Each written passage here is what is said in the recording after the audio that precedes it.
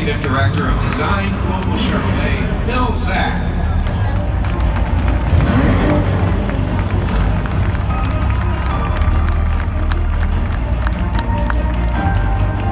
Thank you. I'll take that as you like what you see.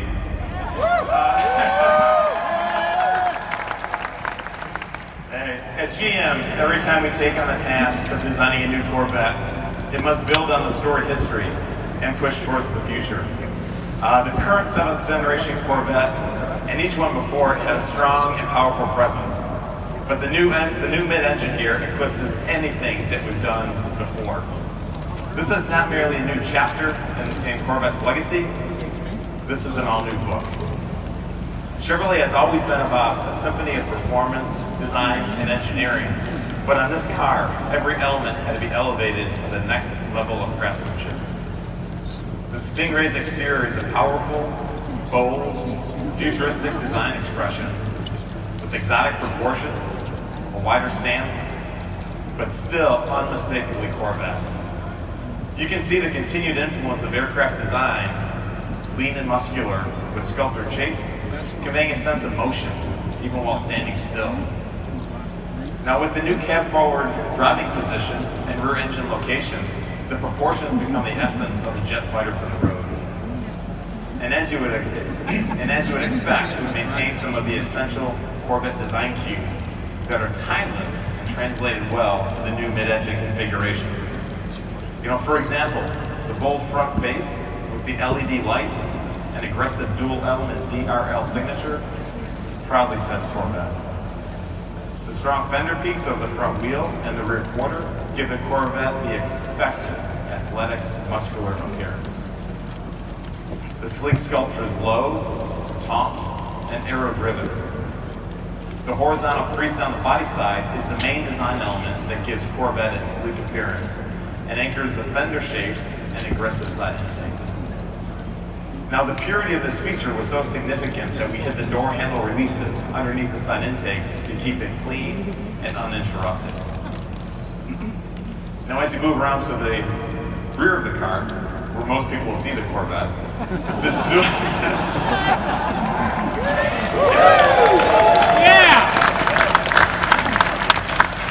the dual element tail lamps are uniquely Corvette with an enhanced three-dimensional execution.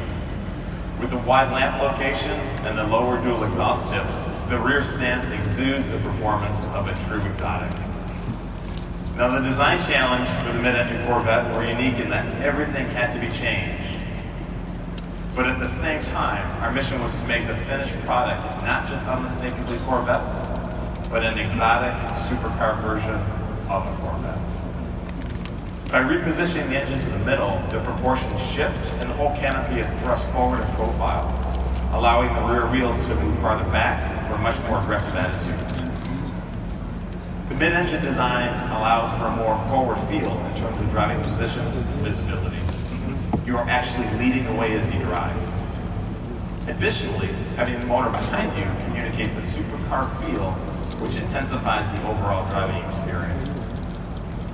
The new location of the engine is truly the focal point for the car's design. It's the heart of this new Corvette, and it sits like a jewel in a showcase, visible through the large rear hatch window. Now, every visual surface and component has received unprecedented attention, including the meticulously designed engine and underhood compartment. In driving into the detailed execution of the car, the design team found inspiration and ideas in high-end motorcycles and race car components. We sought to optimize the appearance of every tube, component routing, fastener, and finish. We took the panels off and spent countless hours developing the engine compartment, right down to the mechanical fasteners. The intake manifold covers were completely redesigned, and the Corvette emblem was added for additional detail. Now the exterior statement is bold, fresh, and fully capable, reflecting what we have learned from past Corvettes and from racing. For the Stingray, we completely redesigned the cooling and airflow. We looked at drag, lift, and how to achieve the optimal balance with this new mid-engine configuration while maintaining the design integrity. All the surfaces are pulled taut as possible over the mechanicals, giving the car a dynamic energy that visually draws people to it. Now, what you see here on stage is the Z51 package. As you know, we've had this unique track package for Stingray in the past, and this one offers customers even more.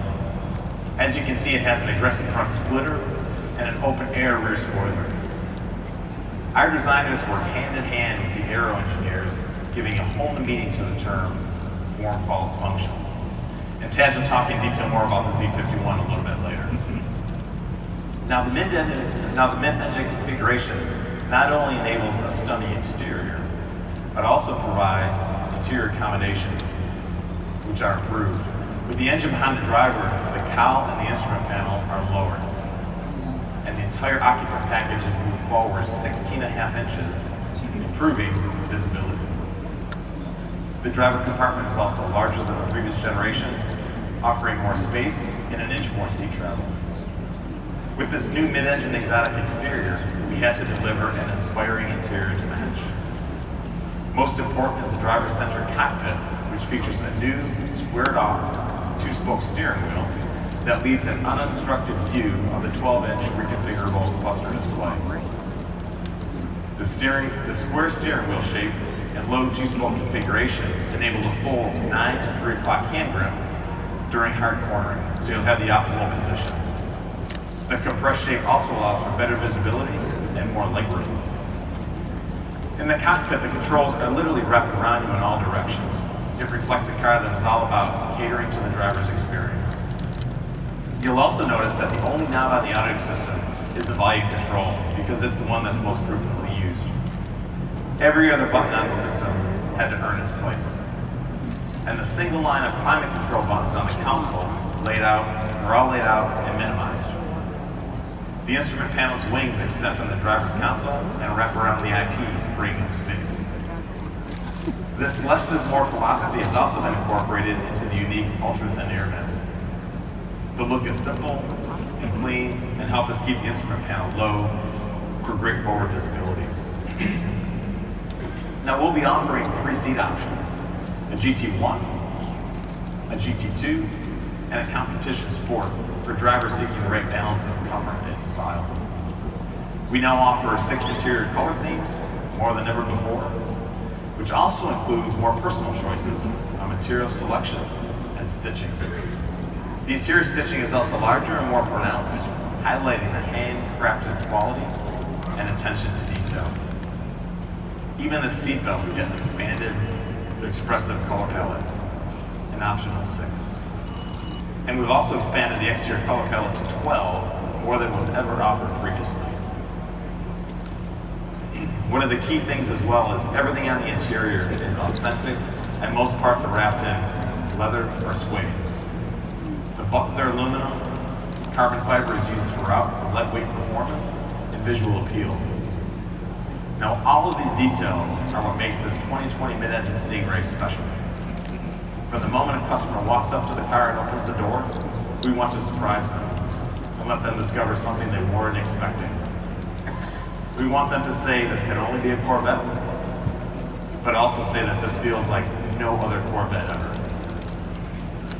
Now, none of this great design would be much without the performance, the packaging, and the total livability of this mid-engine sports car.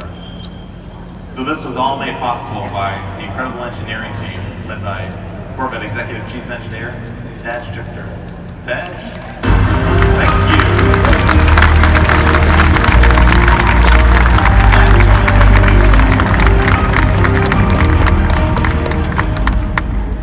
I didn't let me bring my bottle up last night, but I'm bringing it up this time. So what'd you say? It's not raining. Yeah, we won't have that happening today. So we've given this presentation quite a number of times.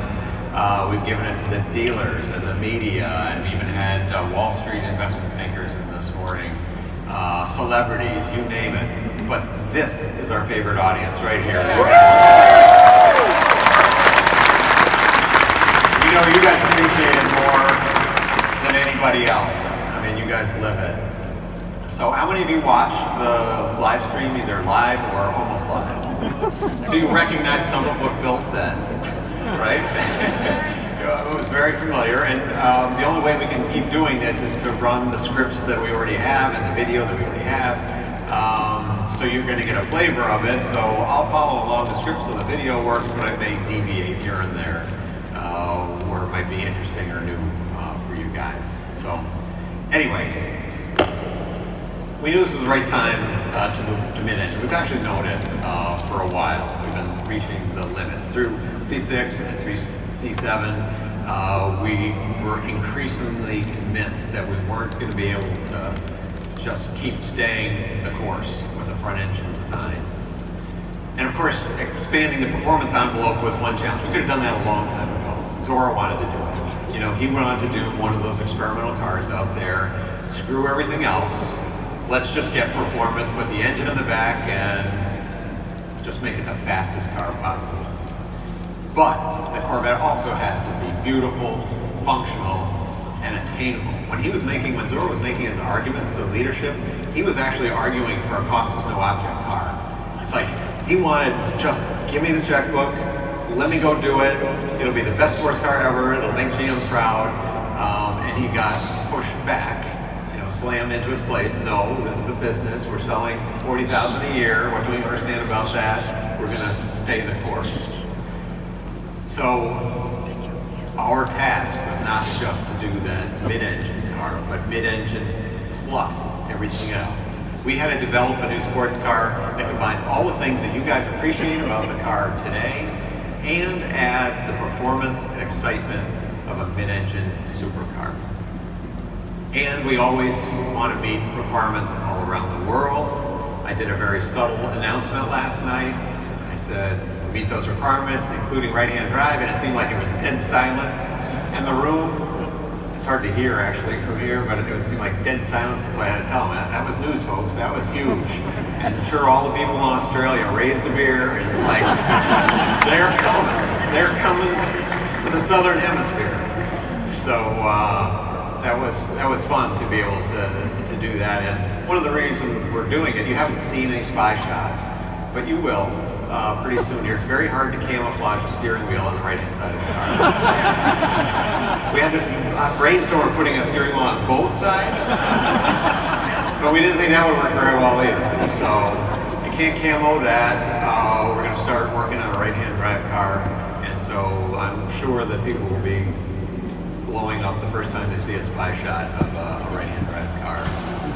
So, the big challenge is we didn't want to do this mid-engine car and let you down in any way. So it had to be everything we do well today and step it up from there, and we had to execute that perfectly on our first try. So I showed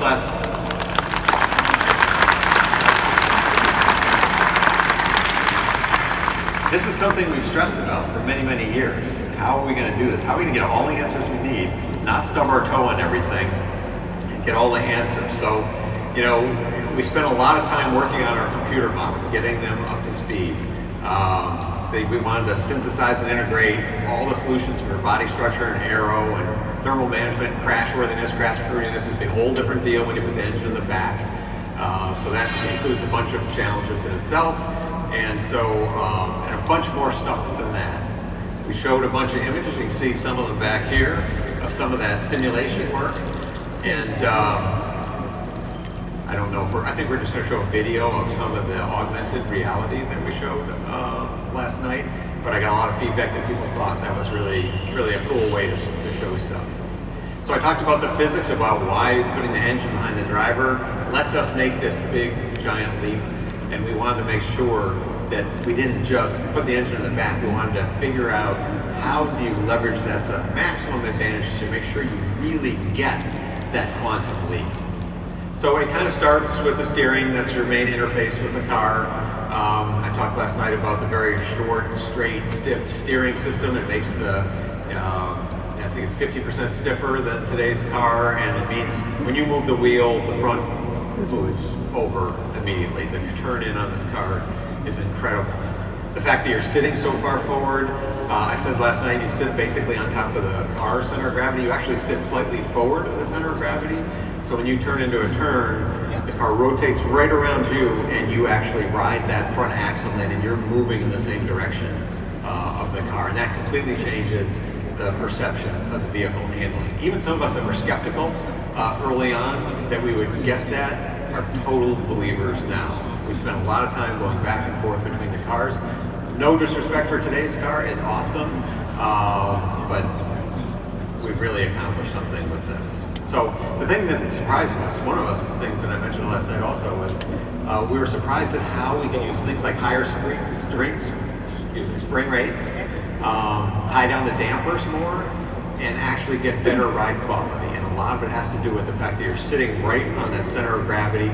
And so whether the car is rotating in the plan view in a turn or in the side view, when you're sitting on that center of gravity, the ends of the car can be moving all over the place, hitting a pothole or whatever, and you don't feel it. So we can actually tie the car down more and still have great ride quality. The other thing that I was paranoid, honestly, from the beginning. I grew up in a Porsche family, actually. My dad had Porsches, so I knew about trailing throttle oversteer, and so I was a little bit paranoid. Okay, we're putting all this weight in the back. GM doesn't have a lot of expertise on this. How are we going to make sure that the car handles really benignly, really progressively? So this was a mission we took on from early on, try to figure this out, make sure everything we thought might have something to do with that kind of handling, even with this weight distribution. We studied that intently, and we built early mules and things to validate our engineering assumptions. So the bottom line is we really want to take advantage of everything that's good about having that much weight on the back, but none of the drawbacks, none of the things we were afraid of.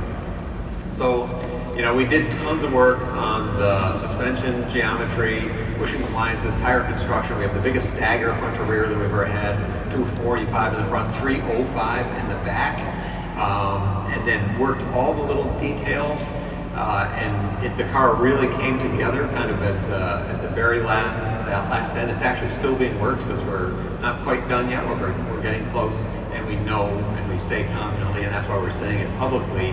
The final result is magic. It's incredible the way the car handles. It's better than we thought we'd be. We knew we could probably be pretty good, but it's actually better than we thought. Today's car, like I said, is completely awesome in a lot of ways, but when you go back to back, you can really appreciate the difference.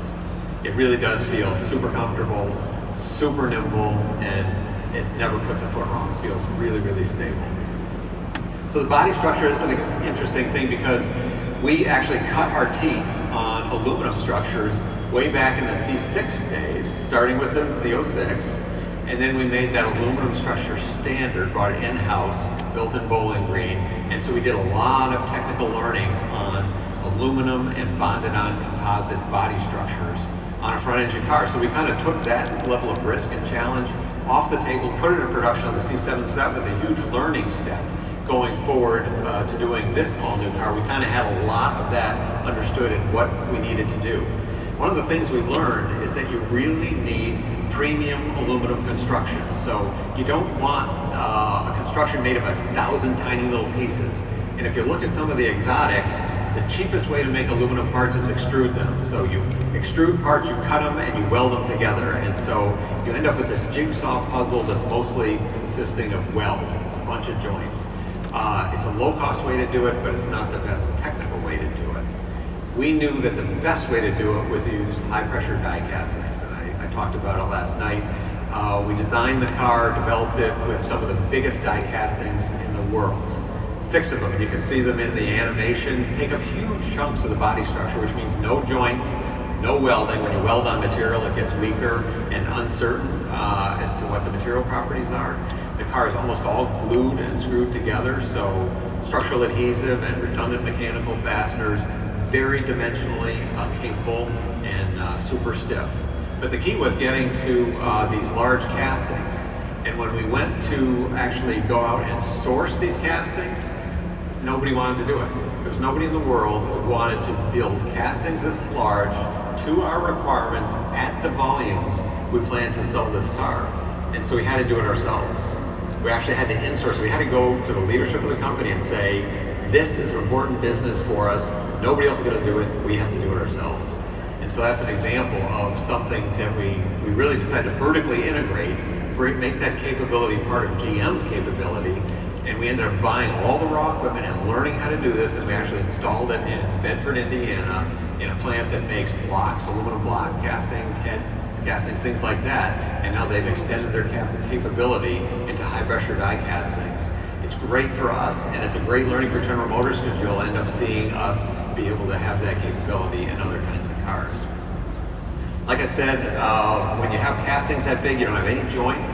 That makes the car super robust in all the crash situations and lets us tailor the materials to a very fine degree. You can cast these parts to very thin walls. You put all the material exactly where it needs to be for maximum stiffness and minimum mass. And as we all know, and every time we do a new Corvette, we preach this, the stiffer the body structure, the better the suspension can work, and the better the vehicle handling. Now, we've done open air cars exclusively since the C4 with a removable roof, and we wanted to keep that up. So we have used this backbone structure strategy since 1997 with the C5. But you can't just take that and apply it directly to a mid-engine car. The paths that get the structure to that center backbone and away from it back to the shock towers has to be very, very different. The engine in the back is right in the way. The front wheels are tucked forward right under your dead pedal. So there's not a good way to route structure the way we've done historically. So we had to completely redefine the way we use that architectural backbone. And it's made this the Corvette, the stiffest Corvette we've ever done by quite a good margin, and substantially stiffer than other convertible mid-engines we benchmarked against. So you'll notice that great structural feel, but one of the advantages of that center backbone is a lot of mid-engine cars have very high rockers because they use these big tubs for the center section. And so we put all our structure right down the center line. So the step over height is similar to, see how good I get in that thing? It's like nothing, and I'm old. You know, it's pretty easy to get in and out of. So the rocker height is similar to what you've had on Corvette, and it's better than a lot of kind of exotic mid-engine cars. As is typical for a Corvette, we don't say we're going to make everything out of one thing or another. We've been a composite-based car since 1953, and so we let the parts tell us what they should be made out of. And so we use aluminum for the base structure, but we use innovative materials throughout the vehicle, making up a mosaic. And some of our displays back here showcase some of those, all of those materials. So I talked a lot last night about luggage capacity, and you know, I doubt there's ever been a high-performance sports car presentation where they spend so much time on luggage capacity. But we really wanted to make sure that we kept the utility that people had gotten used to. So, as we talked about last night, we have both a front storage and a rear storage compartment. And those big components we make out of this new super ultra lightweight fiberglass. Very lightweight fiberglass, proprietary resin from one of our suppliers. And it's so light, we actually have bricks of it back here shaped like what we call speed shapes. You can actually pick it up. You can feel how light it is compared to other composite materials, magnesium, aluminum, steel. You can actually feel the density. And this is the first time we've had these structural composites that are so light they'll actually float in water. Even a solid brick of it will float in water, which is pretty amazing. And it's a place where we're just advancing. You know, when you first look at the car, you might not appreciate that that's a true advancement. It's under the skin, but it's a true advancement that lets us just keep constantly at the state of the art for these exotic materials. So speaking of the luggage compartments, we knew this would be important. Obviously, we spend a lot of time with you at Corvette events. We see how you fill the back end of today's car. You want to bring all this stuff with you. We started spoiling you with the C5, where you could put tons of stuff in the back, and we wanted to do as good a job as we could getting you all that luggage space. So that was one of the tricky things we had to solve, is how do we put luggage space and put room for all the other componentry required of a modern car and a mid-engine car. It's a very different formula than what we've had ever before.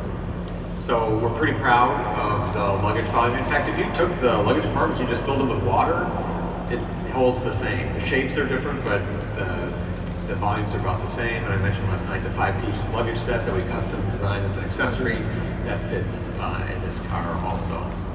And another material that we have an example of back here is the automotive world's first curved, pull-truded carbon fiber bumper beam. So on the 7th generation car, we put our premium materials in the front and up high, so the hood was carbon fiber, the roof was carbon fiber. For this car, we really want to take weight off the back, so it's completely the opposite problem.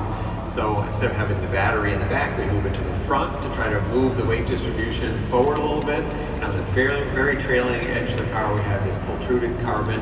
You can back and feel it up. Even compared to aluminum, which is a premium material, it's much lighter. So we're very proud of the luggage volume, what we've accomplished, and look forward to you guys being able to use this car in all the ways that you use it now. Super important that we keep that bandwidth, not just pure track machine, but great daily driver, great long distance tour. I know a lot of people do that. I do that. Want to make sure that you can travel in comfort and style and bring all your stuff with you. So that's part of the lifestyle of owning the Corvette. So we're also bringing back more customizability than ever. We have the modes that you've kind of gotten used to: weather, tour, sport, track. But we have actually more knobs to turn to make those more different, more customizable. So the car changes character more, again, more bandwidth. And then we introduced last night that we have this Z mode that gives you one button access to everything you can vary in the car. So stuff you've never been able to change before, you can adjust and make exactly to your own specification, and it's there for you anytime you want to hit the button. Now, if you choose never to do that, and you just leave it in the factory defaults, it doesn't do nothing. It gives you like a super sport kind of mode. It's like halfway between sport and track. So it livens the car up at a press of a button, and I bet a lot of people will never change it. They'll just like that kind of super sport mode, but if you want to make it completely your own, you can do that. Of course, we have Z51 track package coming back. It's even more important now. We've talked about it, but we didn't even mention it last night. We were so compressed for time last night.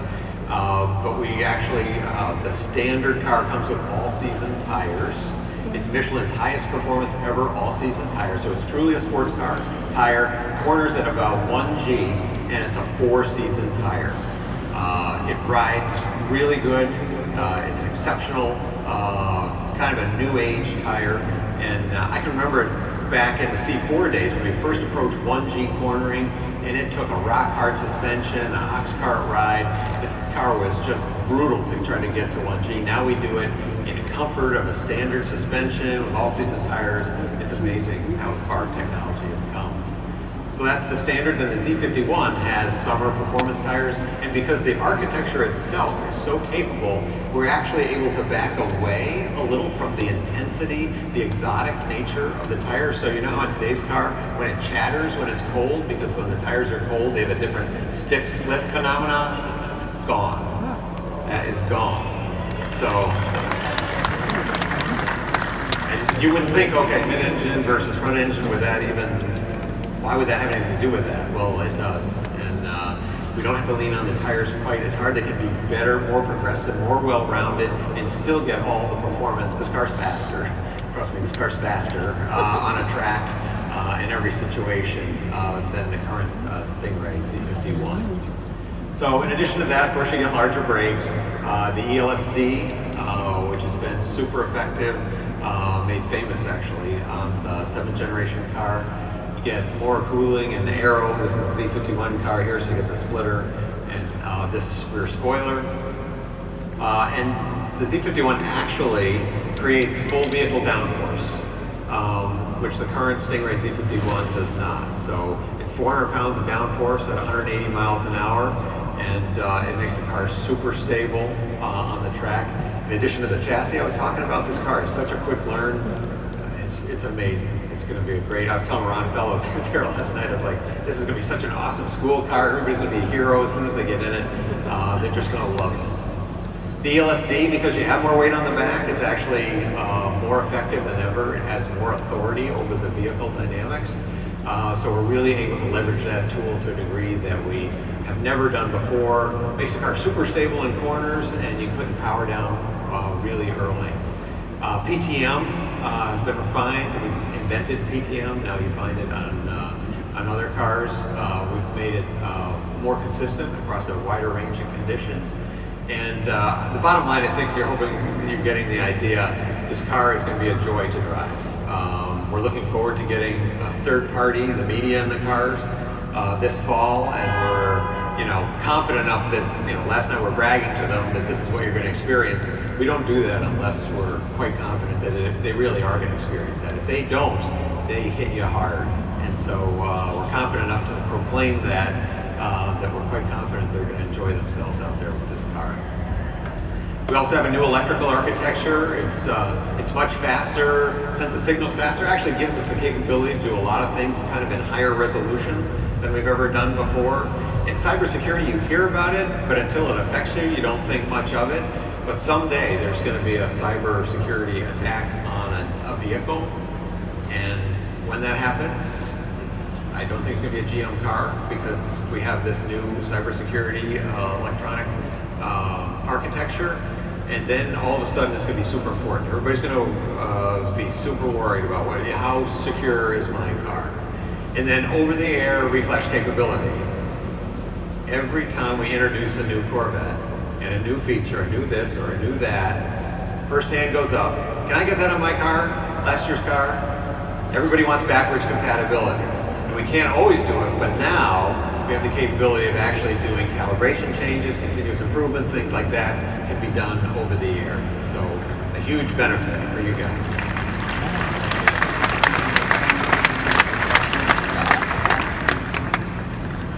How many people have used the performance data recorder? So we kind of invented that, pioneered that, and we're bringing out the second generation now, which has 1080p recording, and we're starting with a database of track start finish lines. So for most tracks, you won't even have to program them in. And then we have a lot of customer requests for point-to-point recording, so an autocross, for example, where you don't end at the same place you start. That was a request, and so we work with Cosworth to do that. And then the Cosworth toolkit that will come out with it will also be significantly enhanced from today. And then a lot of people said, why can't I just make it act like a dash cam? And we're offering that as well. That it'll just start up and record whenever you're driving. Overwrite, so you don't have to hit a button. You can prove you were right at the scene of the accident. Very nice. So other features we have is the boat's audio. We have a demo back here. You can actually listen to it if you want. One of the coolest features is this camera rear view mirror. Once you get used to it, you can't go back. It's a very high resolution picture. You can go back and forth. It can be a conventional mirror or a digital mirror, and there's a lot of lighting conditions where the camera can see better than your eye can. And we mount the camera that drives it on the roof of the car, so it's forward and high, and that means you get a great view of your blind zones. You can zoom it in if you want, so you can see if the car way behind you has a light bar on it, or go wide angle, and see the corner, see your blind zones, or any use case you could think of. So the biggest applause line last night was our front lift system. So. Especially appropriate for mid-engine cars because the front tires come back. The front overhang is typically longer. Ours is a little bit longer. We try to keep it at a minimum. But the ramp angles, if you got a steep driveway, this is going to be wonderful. Up to 2 inches increase, 1,000 locations in memory. And it's even smarter to know that you're approaching a bump fast or slow. If you're approaching slow, it'll wait till the last minute to lift it up. If you're approaching fast, you'll say, uh-oh. It'll pick it up, start picking it up earlier, saying you're not paying attention to what you're doing, it'll start picking it up earlier. So really cool feature, and everybody quickly appreciated that one. We have an engine demo here, and if you want to go look at it, you can talk to Jordan Lee. He's our chief engineer for the engine. We work hand in hand on every Corvette, optimizing the performance of the small block. Everybody seemed really happy last night that we weren't going to a small V6 1.6 turbo, or God help us, a 4-cylinder turbo. Staying with a naturally aspirated V8. So we're sort of bucking the trend, bucking the powers that be of what people would like us to do. But we try to listen to you rather than other people. So we're very happy that's coming back, almost 500 horsepower. The new dry sump system is, I talked about it last night, you can see the display here. It's been completely bulletproof on the track.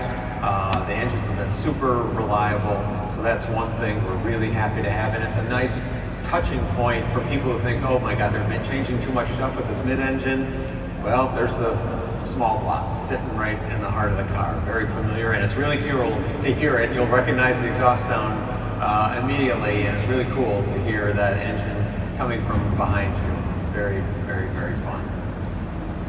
So we can skip past the rest of the engine stuff, get on to the DCT. So when people started putting DCTs in production, one of the questions we got asked all the time was, when are you going to have a DCT? Even when people didn't even know what a DCT was. Like, when are you going to have a DCT?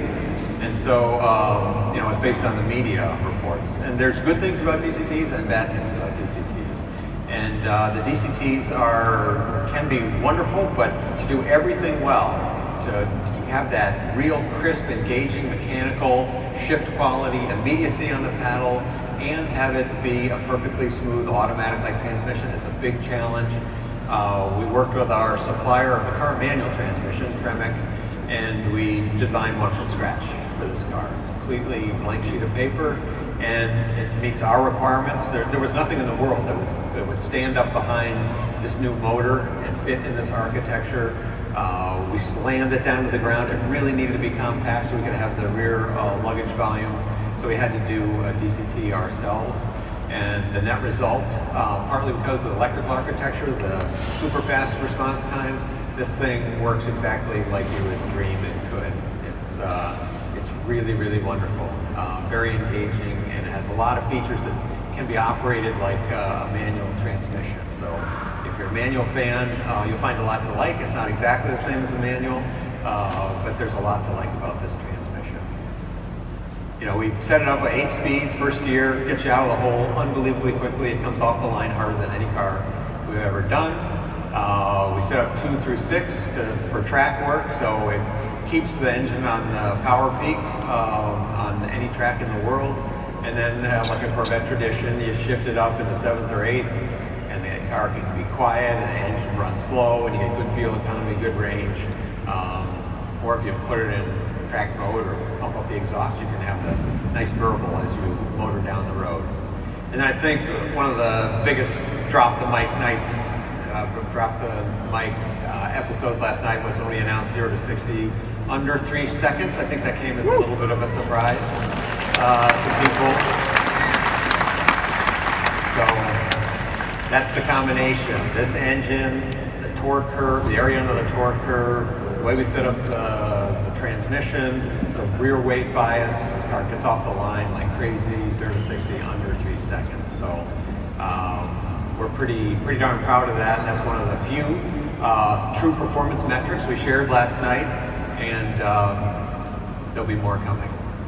So we're saving some more for later. So we'll keep the pot boiling with more news. There's lots of technical stories that we haven't covered yet on this car, but more will be coming out. Keep you guys entertained until you can get yours.